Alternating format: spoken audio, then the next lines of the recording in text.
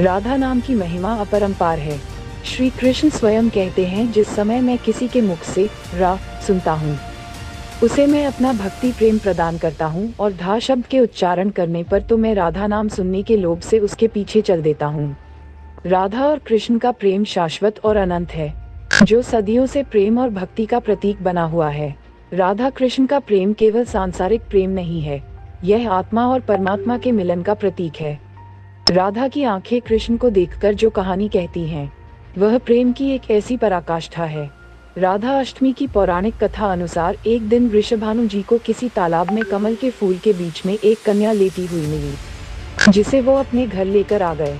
राधा रानी को वो अपने घर तो ले आए, लेकिन वो आंखें नहीं खोल रही थीं, जिस वजह से वृषभानु जी परेशान थे। ऐसा कहा जाता है कि राधा जी अपने जन्म के बाद सबसे पहले कृष्ण जी को ही देखना चाहती थी, इसलिए दूसरों की लाख कोशिशों के बाद भी उन्होंने तब तक अपनी आंखें बंद रखीं जब तक उनकी मुलाकात कृष्ण जी से नहीं हुई। बाल्यावस्था में जब उनकी मुलाकात कृष्ण जी से हुई, तब जाकर राधा रानी ने अपनी आंखें खोलीं। पद्म पुराण के अनुसार एक बार राधा रानी के पिता वृषभानु जी यज्ञ के लिए भूमि साफ कर रहे थे, तभी धरती की कोख से उन्हें एक बच्ची प्राप्त हुई, जिनका नाम राधा रखा गया। कहते हैं, वृषभानु जी को जिस दिन राधा रानी मिली थी, उस दिन भाद्रपद शुक्ल पक्ष की अष्टमी तिथि थी, इसलिए ही इस दिन को राधा अष्टमी के रूप में मनाया जाने लगा। कहते हैं, जो व्यक्ति राधा अष्टमी का व्रत रखता है, उसके जीवन के सारे कष्ट दूर हो जाते हैं। राधा अष्टमी का व्रत बेहद कल्याणकारी माना गया है। कहते हैं, जो भक्त सच्चे मन से ये व्रत रखता है, उसके जीवन के सारे कष्ट दूर हो जाते हैं। साथ ही राधा रानी और भगवान कृष्ण की असीम कृपा प्राप्त होती है। मान्यता अनुसार भाद्रपद शुक्ल पक्ष की अष्टमी तिथि को राधा रानी का जन्म हुआ था, इसलिए ही इस दिन हर साल राधा अष्टमी का त्योहार मना।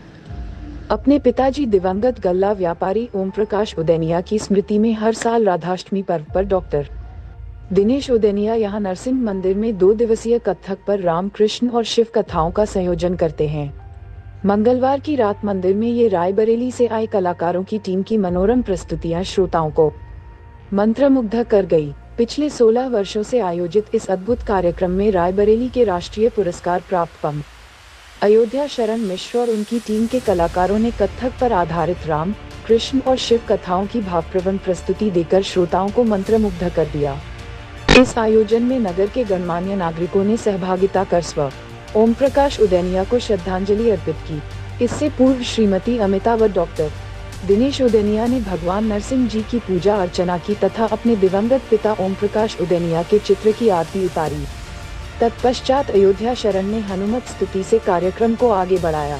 उनकी टीम ने अपनी बेजोड़ प्रस्तुतियां देकर श्रोताओं के मन मोह लिया। अयोध्या शरण मिश्र ने नृत्य व गायन के तालमेल की खूबसूरत जुगलबंदी की। उन्होंने भगवान राम और कृष्ण लीला का बहुत सुंदर चित्रण किया।